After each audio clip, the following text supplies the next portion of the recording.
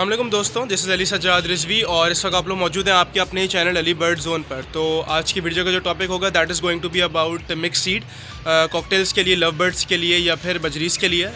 तो मैं कोशिश करूँगा इंशाल्लाह 2 या ढाई मिनट के अंदर इस वीडियो को ख़त्म कर दूँ और आप लोगों को जल्दी जल्दी बता दूँ कि जो मिक्स सीड है वो आप लोगों ने किस तरीके से बनानी है और उसके अंदर कौन कौन से आइटम्स होने चाहिए। तो वीडियो में आगे बढ़ने से पहले अगर आप लोगों ने चैनल को सब्सक्राइब नहीं किया तो सब्सक्राइब कर लीजिए, क्योंकि मेरे 90% ऑफ द व्यूज़ उन लोगों से आ रहे हैं जिन्होंने चैनल को सब्सक्राइब नहीं किया हुआ। ठीक है, तो काइंडली चैनल को सब्सक्राइब कर दीजिए और अगर वीडियो एंड में पसंद आएगी तो वीडियो को लाइक भी कर दीजिएगा। तो जो सबसे पहले आप लोगों ने जो आइटम लेना है बर्ड्स की मिक्स सीड के लिए वो है बाजरा, जो कि सबसे ज़्यादा इंपॉर्टेंट है। और बाजरे में आपने ये चेक करना है कि बाजरे की जो क्वालिटी है वो बारीक हो, प्लस जो बाजरा है वो कड़वा ना हो। ठीक है, ये आप लोगों ने किस तरीके से चेक करना है कि आप लोगों को जो बाजरा जब दुकान पे जाके लेंगे तो उसके 2 या 3 दाने आप लोगों ने अपने दांत में रखने और हल्के से उसको चबा के चेक करना है। अगर उसमें कड़वाहट आएगी, मोस्टली तो ये होता है कि जो बारीक दाने होते हैं वो कड़वे नहीं होते, लेकिन स्टिल अगर उसमें कड़वाहट आएगी तो जो दाना है वो कहीं और से लीजिएगा और जो बाजरा है वो कहीं और से लीजिएगा। तो सबसे पहले आप लोगों ने लेना है 2 किलो बाजरा। नेक्स्ट चीज़ आप लोगों ने लेनी है उसके अंदर 1 kg बारीक कंगनी, इसलिए क्योंकि वो बच्चों को खिलाने में सबसे ज़्यादा करामत साबित होती है बारीक कंगनी।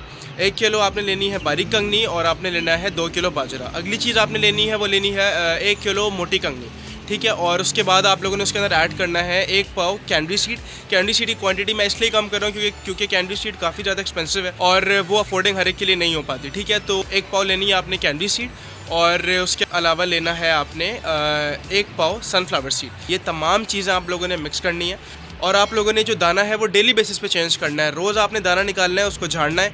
और अगर आप लोगों को झाड़ने में उसको मुश्किल होती है, हवा का इशू है अब, क्योंकि काफ़ी लोगों के जो दाने हैं वो बर्ड ज़्यादा हैं उनके और वो बार बार उसको झाड़ना उनके लिए मुश्किल हो जाता है। तो ऊपर आई बटन में जो सीड क्लीनर मशीन है वो मैंने बनाई थी, उसके बनाने का तरीका है, अगर वो आप लोग देख लेंगे तो आप लोगों को पता चल जाएगा जो दाने झाड़ने हैं वो कितने ज़्यादा आसान हो जाते हैं। ठीक है, तो आई होप आप लोगों को ये वीडियो पसंद आई होगी और अगर वीडियो पसंद आई है तो काइंडली लाइक कर दीजिएगा और सब्सक्राइब का बटन दबा दीजिएगा और बेल आइकन साथ साथ दबा दीजिएगा।